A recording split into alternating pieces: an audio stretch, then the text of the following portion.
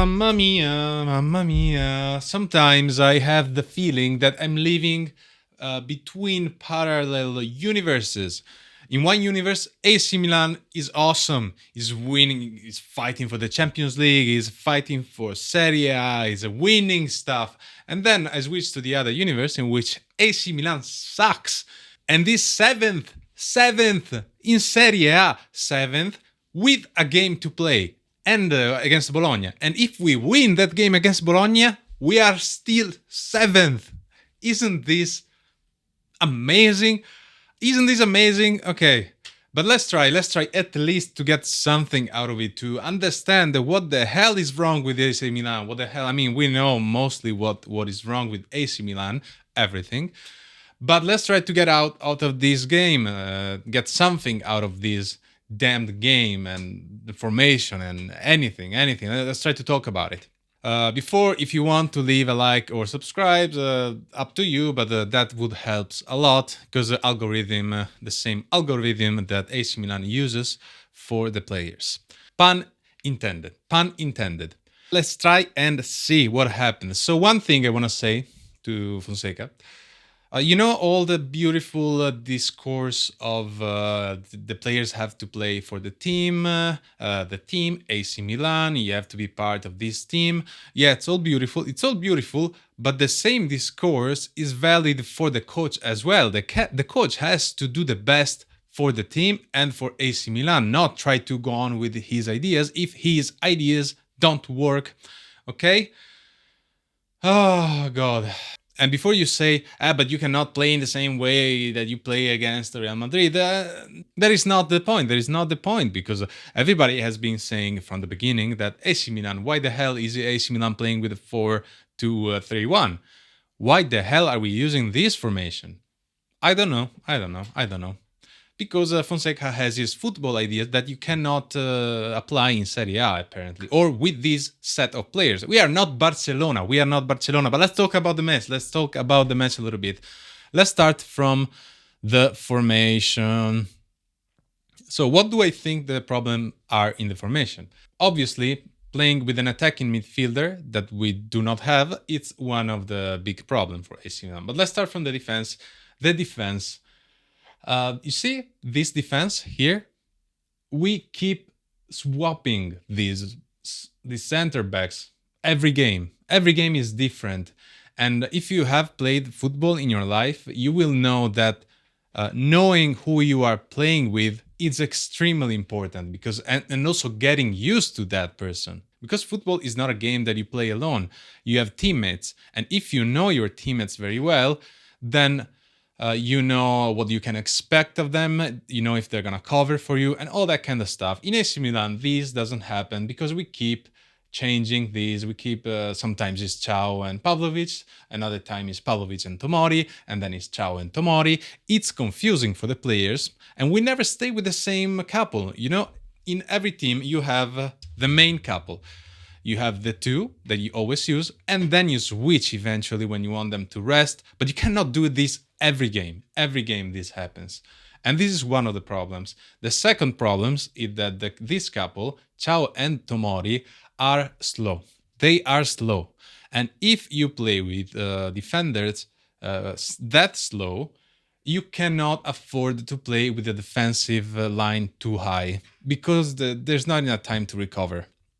So if you want to play the way that you want to, the Fonseca want to play, you need to have Tomori, no matter what, because Tomori is fast. Sometimes Tomori has blackouts during the game, but when he doesn't have blackouts, Tomori is great, right? And Pavlovic is too aggressive. He doesn't think. He doesn't think before he does. And that happens actually in the second goal that we conceded against Cagliari. Cagliari, which, by the way, played a great game. All the small teams against us are new Barcelona, great teams.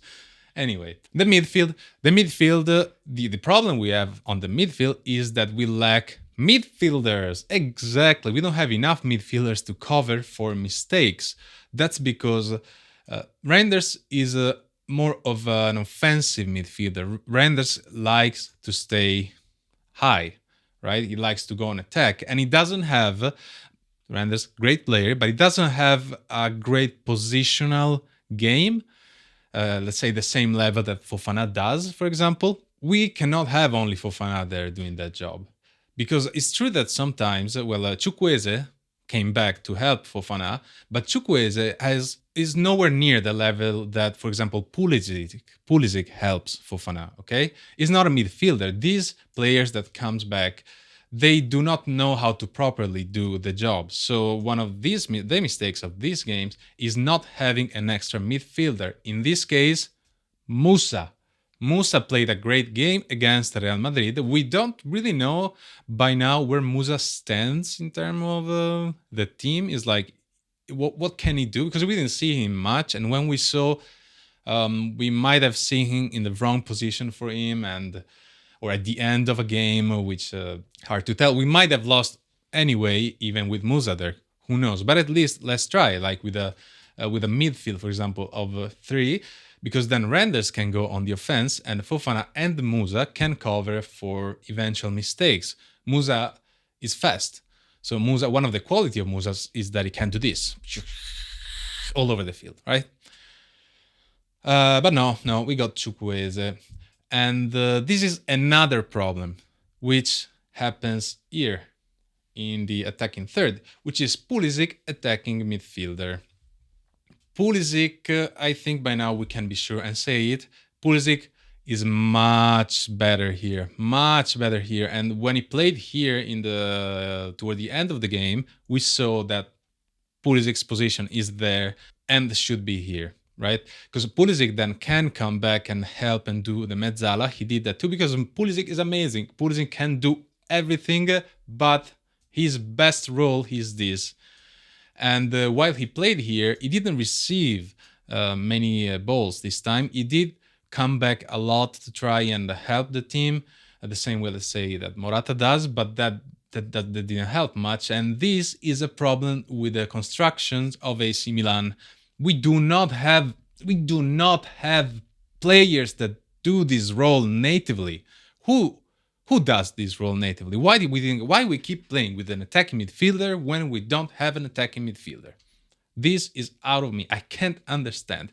The only player in AC Milan that always try, one of the only players that always try to play offensively and try to go forward instead of going back is Reinders. Reinders, the first thing that he tries to do is to go forward. Other players, when they receive the ball, they just give it back.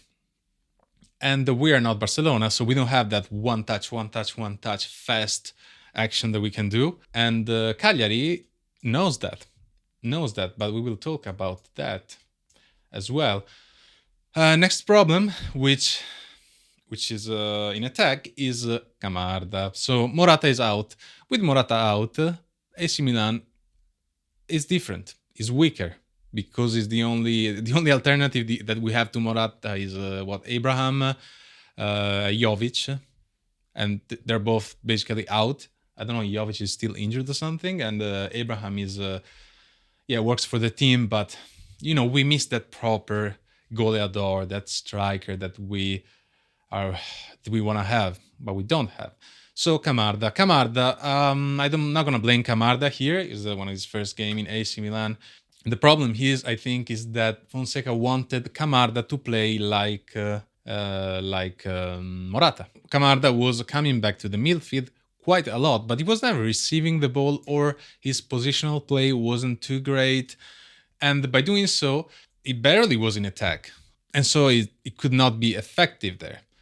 But welcome to AC Milan. This is one of our problems that we have been having for years, like the lack of a proper goleador bomber that can score consistently, like, 18, 20 goals a season. But that is what we have. So one of the problems that I think we had is this formation. The second problem that comes also with the playstyle of Fonseca is the defensive line too high. I will show you. This situation happened at the minute 12 seconds, okay? And then repeats in other occasions as well. For example, at the minute 27-ish. we have the same situation. Look how high is the defense. Here, Cagliari had the ball. Cagliari had the ball, and they were just like starting to play. They had the ball right here, where you see the little ball here, and look at our defense. Our defense is super high, super high. Obviously, with defense that high, it's so easy to run through the lines that they actually did so, right? The Cagliari player, I don't remember exactly who was, but give the ball to this player. Theo was facing this direction, so he didn't have the time to turn around fast. So he was running this way, right? And then they just completed the 1-2 here, and then they crossed all the way here that there was a giant use hole. This happened again in a game. This didn't bring to a goal, but still, like, we kept conceding these chances mainly because of this. And Cagliari's coach actually, throughout the game, he made Cagliari attack mainly through the left side, which should be our strong side, right? The side with Leao and Theo. I think the main reason for that is because knowing how Fonseca play, he would leave Emerson on the back, while Theo Hernandez would go on and try to attack time to time. And we saw that many times because we saw Theo going next to Leao and Leao tucking in to become like to play like in this zone of the pitch. And by doing so, Theo will be out of position quite a lot, and there will not be any coverage in this area because Renders will play in attack, and he doesn't have the same positional play that, for example, Fofana in our case has, right? So because of this, they found a great success in attacking our left side. The other thing that Cagliari did very well is the aggression, the approach to the game, the stuff that we always get wrong. Cagliari's aggression was very good. As soon as we got the ball, they will try to attack us. And do you know why? Because AC Milan doesn't have that quick style of play. So AC Milan, when a player get the ball, needs time to think. So when we have time, if we don't have time to think, then we do mistakes, and we did a lot of mistakes during this game. So this is a very good reading from Di Nicola, Cagliari's coach. And we, especially also when Emerson had the ball, they will try to be more aggressive, and Emerson would just give it back. By being that aggressive, we could not build very much. And when we could build, we have the same problem that we have every other game, which is being a lot of men's here, like even like Theo, for example, like all here, but there was no movement in between the lines. There was not people that trying to cut in. I mean, somebody did try to cut in, but then Cagliari had his defense, like his full defense here, so it wasn't that effective. But when we reach this stage, we stay here, and then we do mistakes and we concede counterattacks. Okay, how did the goals happen? The first goal of Cagliari was from corner kick. Okay, just a little bit of luck there too. This was actually an offside because Maignan was covered by a player here, and Maignan could not see. He could not see the position of the player, and by doing so, basically that should have been disallowed. But that didn't happen, so whatever. How did that corner happen? That corner happened but firstly, Cagliari being very aggressive from the beginning, and by Emerson Royal, that I think it was Emerson Royal who chose to not sweep the ball, but chose to try to play it, then conceding then the corner kick. Pavlovic couldn't reach the ball, so a little bit of a mess, and minute 1-0 for Cagliari. Okay, then AC Milan, actually, when they scored, I wasn't too worried, okay? Because I was like, okay, the team looks like they are trying. They're not getting in panic. They're not getting panicked by this. They look like they tried to, it's like, okay, we conceded one goal, but we have the goal game and we can win this. Okay, this is the feeling that I had. And the first goal that we scored was Renders. It's all Renders. Renders did an amazing assist for Leao. And Leao scored a goal that is not easy to score either. So mainly this is Renders. Renders was amazing here.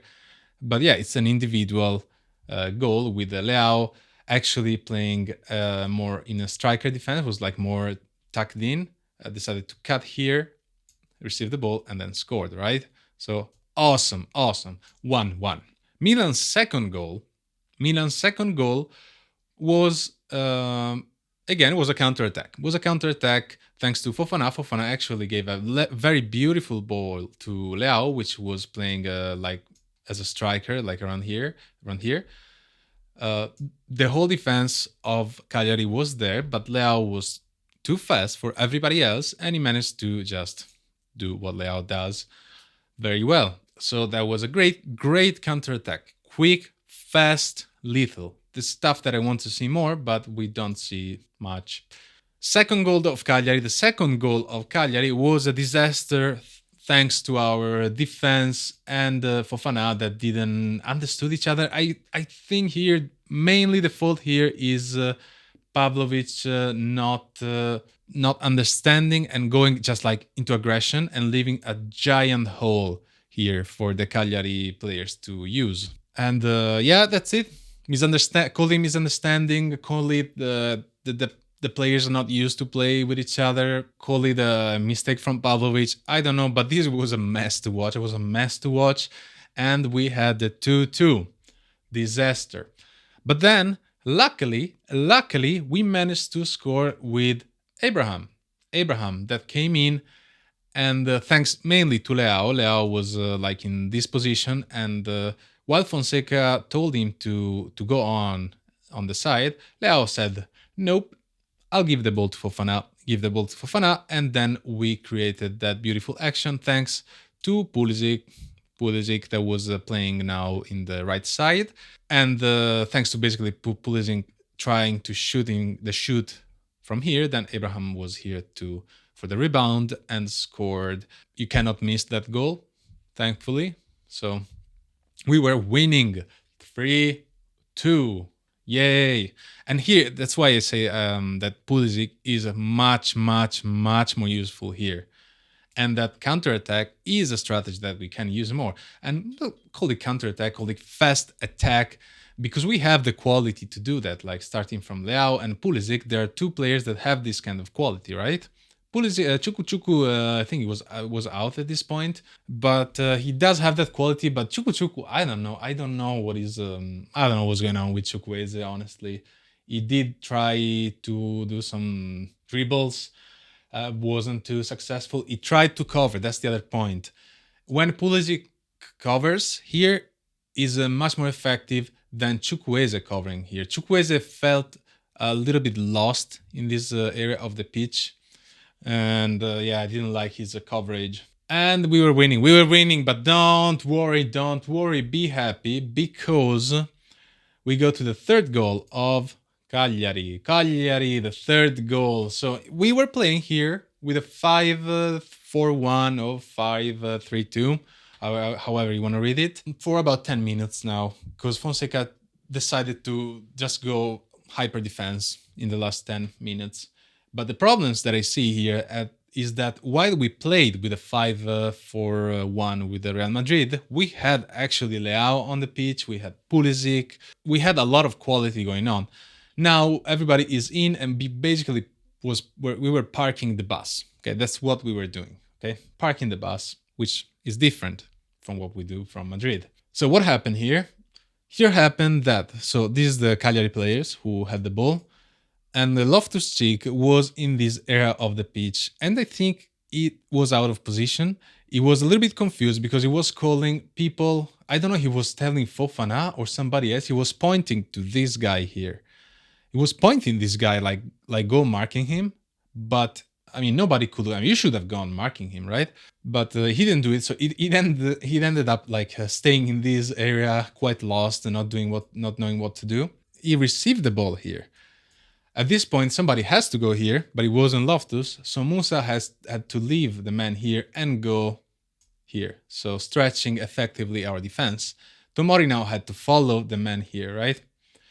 Meanwhile, our defense were 3 versus 3 in the area.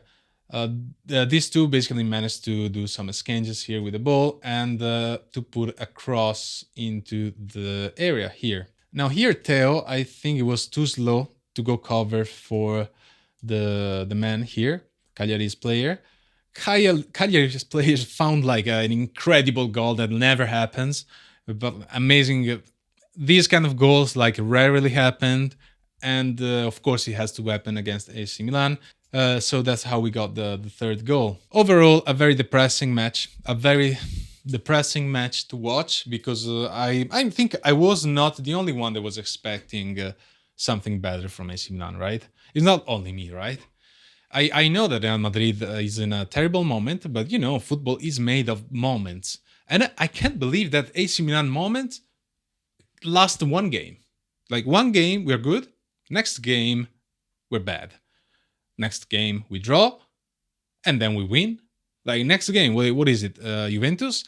Juventus game, we might as well win it. But then we're gonna lose against whoever's next. So it's hard to get even like excited about this Milan victory from now on, because seriously, what you gonna do? This is like we're in November. We're in November and we are 7th in Serie A. And this is how the Serie A table is shaping. Look at us. Look at us here. Look at this. Loss, win, draw. We cannot go on. We cannot go on like this. And I feel like I'm repeating this a lot, but you know, this is a problem with the management too and how they build the squad. This is not possible. What is this bipolar thing going on with AC Milan? That's ridiculous. So we have the same points as Bologna. Unbelievable, unbelievable. The defense needs to be solid. Fonseca has this need to fix the defense. The defense doesn't work with this formation. You gotta change the system because we cannot go on like this. We cannot go on like this. Come on. And we need to get players in January's market. We absolutely need to get players. We cannot do the whole Serie A like this. I'm gonna get crazy. I'm gonna get crazy if I go on like this, cazzo. Unbelievable. Porca miseria. Well, what there is? There's a national break again now? What is it? Can we play Serie A or is another break? Damn it. With Cagliari 16th in Serie A. 16th, 1 point for... It's unbelievable. It's unbelievable.